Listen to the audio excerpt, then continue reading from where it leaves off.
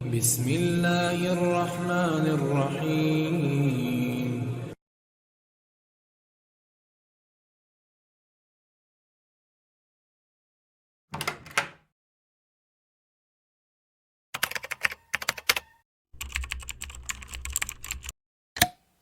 وعلیکم السلام ورحمۃ اللہ وبرکاتہ۔ والدین سے کم بات کرنا کیسا ہے اور والدین کے حقوق کیا ہیں؟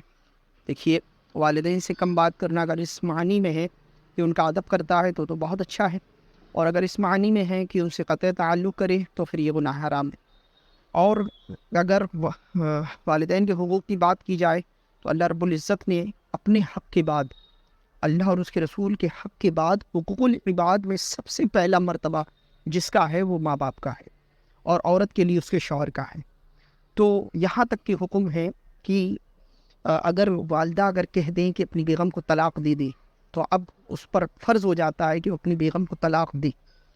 حالانکہ حدیث پاک میں اس پر سرکار نے راحت بخشی ہے کہ وہ طلاق رجعی دے دیں تاکہ ان کا قول بھی ہو جائے اور پھر رجوع بھی کر لے، جس سے کہ لیکن ہاں، اگر وہ ناجائز کام کے لیے حکم دیتے ہیں جو خلاف شریعت ہے تو پھر وہ قول نہیں مانا جائے گا۔ اور رہ گئی بات ان کے حقوق کی، تو پھر ان کا حقوق جیسا کہ میں نے بتایا کہ اللہ کے اور اس کے رسول کے حق کے بعد حقوق العباد میں سب سے پہلا حق والدین کا ہے۔ تو ان کی عزت کریں، ادب کریں، ٹھیک ہے، ادب سے ان کے ساتھ پیش آئیں۔ اور دنیا میں تمام انسانوں میں سب سے زیادہ اس وقت، ہے نا، حضور کی بات میں نہیں کر رہا، انبیاء علیہ السلام یا علیہ السلام کی بات میں نہیں کر رہا، وہ ایک فیلڈ الگ ہے، وہ ایک معاملات الگ ہیں۔ سب سے زیادہ آپ کے جتنے بھی رشتہ دار ہیں، ناطے دار ہیں، جس کو بھی آپ شریف سمجھتے ہیں، خواہ وہ آپ کا پیر بھی کیوں نہ ہو، تو اس سے زیادہ عزت اپنے ماں باپ کی کرے، ٹھیک ہے۔ عزت کرنے سے مراد یہ ہے کہ ان سے نرمی سے بات کرنا، محبت سے بات کرنا، ان کے چہرے کی طرف جب بھی دیکھنا، جیسا کہ حدیث پاک میں آیا ہے کہ ایک مقبول حج کا ثواب یا عمرے کا ثواب جو ہے اس کو ملتا ہے جو والدین کے والد یا والدہ میں سے کسی ایک کے چہرے کو مسکرا کر دیکھتا ہے، جیسا کہ حدیث پاک کا خلاصہ میں نے آپ کو پیش کیا۔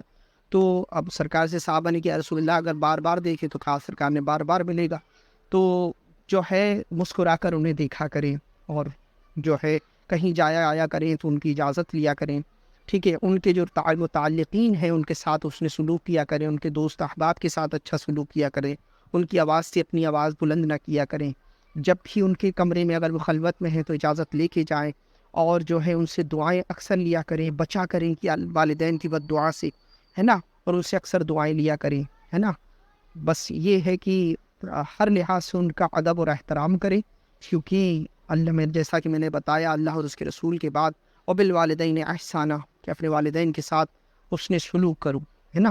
تو اللہ نے حکم دیا ہے، اور یہاں تک حکم ہے کہ اگر تم وہ بڑھاپے کے حال کو پہنچ جائے اور اگر تم نے اف بھی کر دیا تو تمہاری ساری عبادتیں خراب ہو جائیں گی۔